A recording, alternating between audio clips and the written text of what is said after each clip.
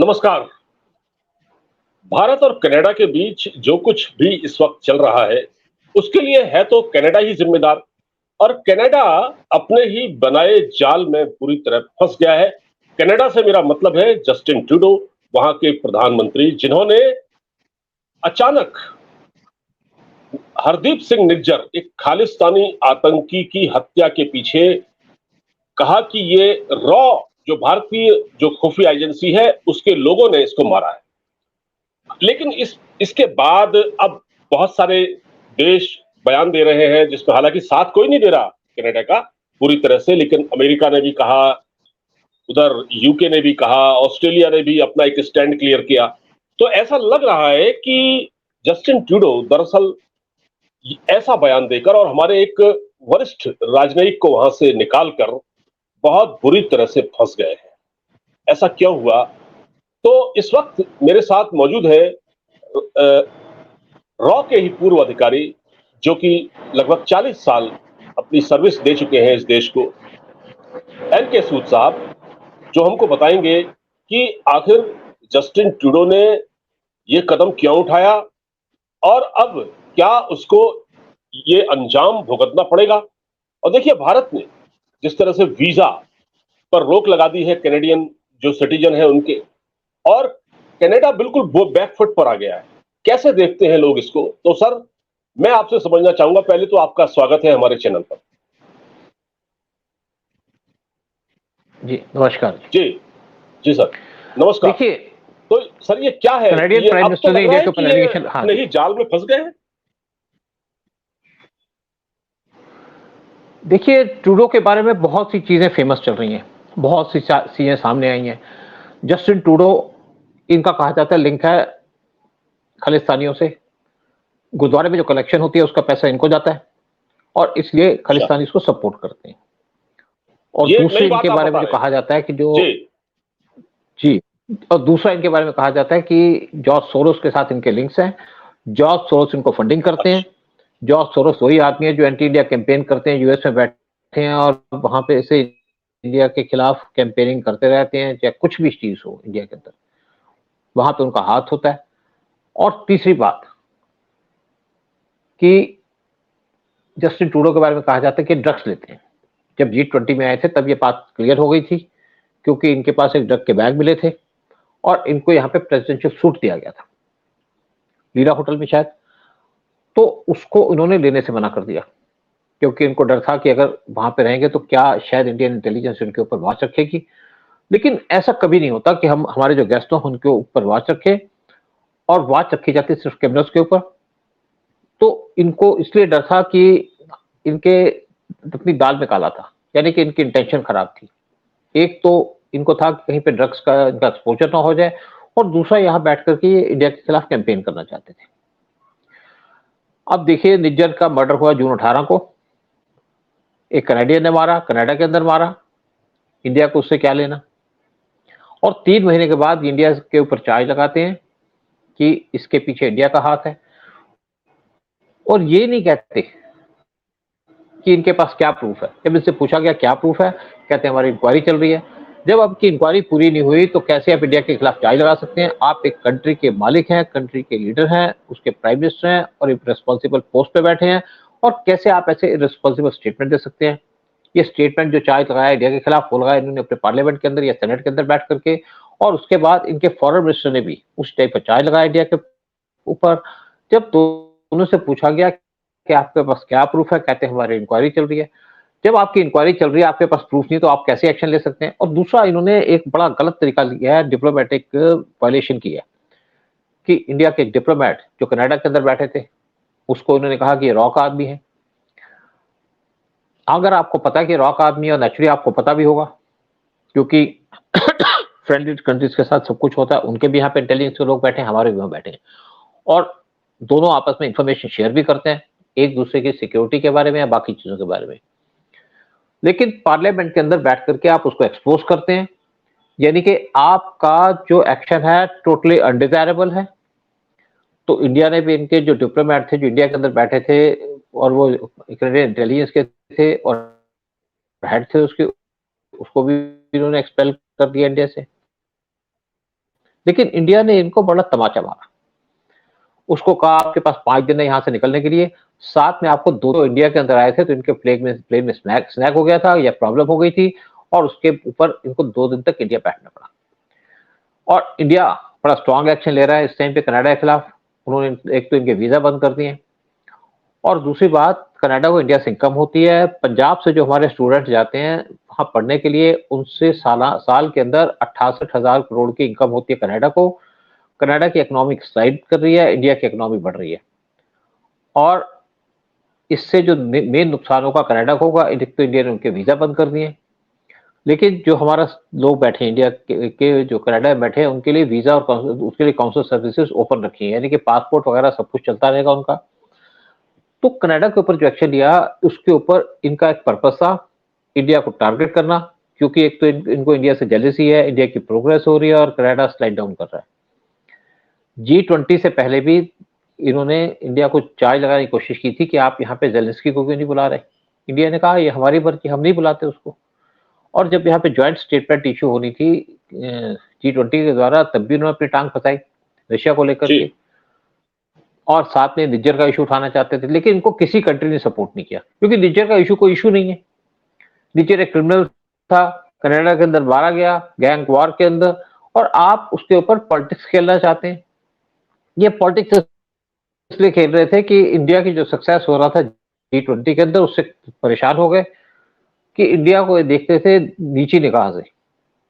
जैसे 60s और 70s के अंदर कनाडा इंडिया को वीट दिया करता था फ्री ऑफ कॉस्ट, जो इसने समुद्र में फेंकनी होती थी। आज इंडिया इनको वीट सप्लाई कर रहा है। आज इंडिया ने इनको जो आपके वैक्सीन है वो सप्लाई किए और इंडिया इवन कनाडा को जो आपका क्वाड है उसमें भी ज्वाइन नहीं करने दिया। ये क्वाड को ज्वाइन करना चाहता था चाइना के खिलाफ, लेकिन इंडिया ने इसको ज्वाइन नहीं करने दिया क्योंकि इंडिया को कनाडा के ऊपर भरोसा नहीं है और इंडिया को कनाडा की जरूरत भी नहीं है। वर्ल्ड को आज इंडिया की जरूरत है, इंडिया को वर्ल्ड की जरूरत नहीं है। तो जो जस्टिन ट्रूडो ने काम किया, एक तो अपने इंटरनल पॉलिटिक्स के लिए या इन पावर में बैठने के लिए किया, सिखों की इनको सपोर्ट चाहिए थी, लेकिन दूसरी तरफ इनकी जग घसाई हुई है क्योंकि एक 5 आई कंट्रीज हैं जिसके अंदर आता है ऑस्ट्रेलिया, न्यूजीलैंड, यूएस, यूके और कनाडा, क्योंकि यहाँ पे सब ब्रिटिशर्स हैं। ब्रिटिशर यहाँ पे जाकर सेटल किए थे लोकल पॉपुलेशन को रिप्लेस करके, और इनके अपने आपस में डिसीजन भी आपस में मिलते हैं, लेकिन किसी ने इनको सपोर्ट नहीं किया। तो इससे जस्टिन ट्रूडो काफी घबरा गए हैं और इस टाइम पे आइसोलेट हो गए हैं पूरे वर्ल्ड के अंदर। कोई भी इनको आज पसंद नहीं करता पाकिस्तान को छोड़ करके, क्योंकि पाकिस्तान की बोली बोलते हैं। जैसे मैंने आपसे पहले बात की, करीमा बलूच का मर्डर हुआ था पाकिस्तान कनाडा के अंदर।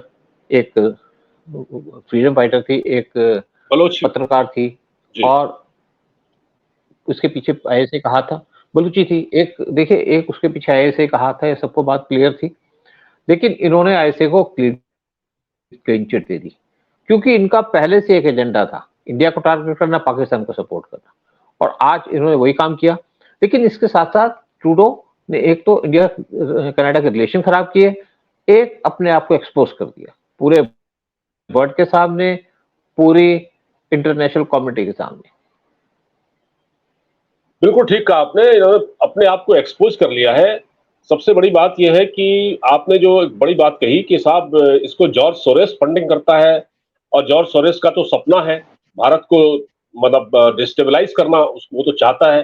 फिर आपने कहा कि इसको गुरुद्वारों से भी फंडिंग होती है, तो ऐसा लग रहा है कि जस्टिन ट्रूडो की जो पॉपुलैरिटी थी वो तो बिल्कुल नीचे आ गई, अब तो है ही नहीं वो पॉपुलर। और कुछ ऐसे भी आरोप लगे सर इनके ऊपर कि ये जैसे क्या है कि इमरान खान के बारे में कहा जाता है कि वो ड्रग्स लेता है, कोकीन लेता है। कुछ इनके साथ भी ऐसा ही है, क्योंकि जब जो प्लेन आया था वहां से जिसमें बैठ के आए थे, उसमें कोकीन मिली थी। इस तरह की खबरें वेस्टर्न मीडिया ने छापी हैं और बड़े क्रेडिबल सोर्स से छापी हैं।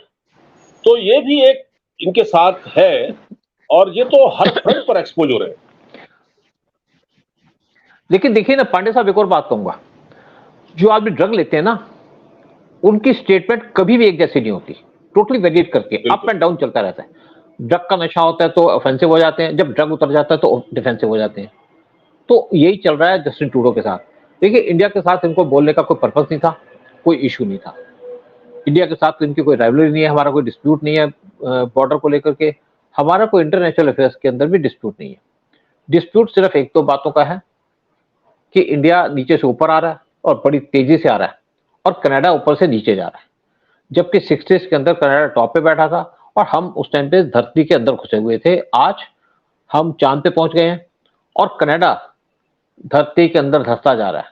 तो उससे भी बड़े परेशान है कि कैसे इंडिया जैसी कंट्री प्रोग्रेस कर रही है और कैसे इंडिया इतनी हाइट पे पहुंच गया। जब पीएम मोदी कहीं जाते हैं तो उनसे हर एक लीडर गले मिलते हैं, चाहे जो बाइडेन हो, चाहे ट्रंप हो, चाहे पुतिन हो, चाहे कनाडा के प्रेसिडेंट हो, चाहे यूके के प्राइम मिनिस्टर ऋषि सुनक हो, चाहे कोई भी हो। जिस तरीके से पीएम मोदी को इज्जत मिलती है, जिस तरीके से इंडिया को इज्जत मिलती है वर्ल्ड के अंदर, उससे भी कनाडा परेशान है। जस्टिन ट्रूडो भी परेशान है। जस्टिन ट्रूडो का आज पहली बार ऐसा नहीं हुआ, 2018 में इंडिया के अंदर आए थे और तब भी इनको पीएम मोदी एयरपोर्ट पर रिसीव करने नहीं गए, क्योंकि इनके लिंक्स थे खालिस्तानियों के साथ और इन्होंने उस टाइम पे डिनर होस्ट किया। पीएम मोदी उस डिनर को बॉयकॉट किया क्योंकि इन्होंने एक कन्विक्टेड खालिस्तानी को इनवाइट किया था और इसीलिए इंडिया ने उसको बॉयकॉट किया। उसके बाद ये चले गए आगरा में फोर्ट देखने के लिए, यानी कि वहां पे ताजमहल देखने के लिए। तो यूपी के जो चीफ मिनिस्टर थे वो उनको देखने भी नहीं गए। अदरवाइज प्रोटोकॉल बनता था कि सीएम जो स्टेट का है उनको वहां विजिट करे। इवन पीएम मोदी कई बार लोगों के साथ जो गेस्ट होते हैं विजिट करते हैं, एयरपोर्ट पे रिसीव करते हैं। और जब ये गुजरात गए तब भी गुजरात के सीएम इनसे नहीं मिलने गए और इनको टोटल तरीके से ब्लैकआउट कर दिया। यानी कि इनकी औकात दिखाने की कोशिश की इंडिया ने कि अगर आप खालिस्तानियों से बात करेंगे तो हम आपके साथ बात नहीं करेंगे, हम आपको इंपॉर्टेंस नहीं देंगे। इसीलिए इंडिया इनके साथ ट्रेड एग्रीमेंट उसके ऊपर आगे नहीं बढ़ रहा, साथ में इंडिया इनको क्वाड में लेके नहीं आ रहा, इनके एटीट्यूड की वजह से, इनकी एक्शंस की वजह से। अच्छा था, आप क्या देखते हैं, आप जिस तरह से इनके खिलाफ क्रिटिसिज्म, इनको क्रिटिसाइज किया जा रहा है देश के अंदर ही, बल्कि मैं एक वीडियो देख रहा था कुछ ही सेकंड का था जिसमें कुछ लोग जस्टिन ट्रूडो के पीछे जा रहे हैं और उसको गालियां दे रहे हैं। वो कनाडा के ही वो जो नागरिक हैं, वो जो ऐसा कर रहे हैं, तो ये अनपॉपुलर बहुत ज्यादा हो रहे हैं। आपको क्या लगता है कि देखिए, ये आने वाले दिनों में इनकी कुर्सी जाएगी, क्या होगा, इनका फ्यूचर क्या है? देखिए ऐसा तो लगता है कि कुर्सी तो जाएगी। जब आदमी इंटरनेशनली वीक होता है तो डोमेस्टिकली भी कमजोर हो जाता है। कहा जाता है कि इनकी पॉपुलैरिटी सिर्फ 30% रह गई है और जो अपोजिशन के लीडर हैं मेन, उनकी पॉपुलैरिटी है 39%। और ये अपनी पॉपुलैरिटी को किस तरीके से बढ़ाना चाहते थे, जैसे अमेरिका ने रशिया के ऊपर अटैक करके या रशिया से के ऊपर यूक्रेन को सपोर्ट करके एक वॉर लाइक सिचुएशन क्रिएट कर दी। उससे जो बाइडेन की पॉपुलैरिटी कम हुई है, कोई बड़ी तो है नहीं। उनका पर्पस था कि हम रशिया पे यूक्रेन को लड़ाई कराएंगे तो हमारी पॉपुलैरिटी बढ़ जाएगी। लेकिन इन्होंने जो काम किया, एक नाजायज काम किया, कोई पर्पस नहीं बनता था। अब किससे आप कहेंगे कि निज्जर को इंडिया ने मार दिया, तो आपके पास प्रूफ है? कोई प्रूफ नहीं है। अगर आप कहेंगे कि निज्जर एक कैनेडियन सिटीजन था, वो तो टेररिस्ट था, पूरे वर्ल्ड को पता है। उसके खिलाफ रेड कॉर्नर नोटिस भी इशू हुआ था। और फिर कहते हैं आप हमारे साथ कॉपरेट करो। कॉपरेट किसके साथ करें? कॉपरेट तो आपको हमारे साथ करना चाहिए था। जब हमने आपको पूरा डोजियर दे दिया तो आपको उसके ऊपर एक्शन लेना चाहिए था, वो तो आपने एक्शन नहीं लिया। बल्कि निज्जर के मरने के 3 महीने बाद G20 समिट के अंदर जब आपको यहाँ पे एक्सपोज किया गया और जब आप इंडिया की बड़ाई देख करके, इंडिया की प्रोग्रेस देख के परेशान हो गए, तब आपने केस उठाया और फिर भी आपके पास कोई प्रूफ नहीं है। और फिर इनका जो एक्सपोजर हुआ, ड्रग्स का एक्सपोजर, खालिस्तानियों के साथ एक्सपोजर, उनसे गुरुद्वारों से पैसा लेते हैं उसका एक्सपोजर, और साथ में जॉर्ज सोरोस का कनेक्शन, इससे पूरे तरीके से ये एक्सपोज हो चुके हैं अपनी कंट्री के अंदर, कंट्री के बाहर भी। बिल्कुल ठीक कहा आपने, बिल्कुल एक्सपोज हो चुके हैं और आने वाले दिन जस्टिन ट्रूडो के लिए बड़े मुश्किल भरे हो सकते हैं। बिल्कुल सही कहा। और इन्होंने एक सिर्फ अपने पॉलिटिकल माइलेज को हासिल करने के लिए इन्होंने पूरे देश को दांव पर लगा दिया, जिसका खामियाजा अब कनाडा की जनता भुगतेगी। भारत को इसका कोई नुकसान नहीं है। तो सर फिलहाल मैं सोचता हूँ अभी के लिए इतना ही। मैं छोटी सी बात एक और कर दूं। देखिए, आप एक कंट्री के लीडर हैं, कंट्री के प्राइम मिनिस्टर हैं जी। छोटी छोटी बातें तो होती रहती हैं।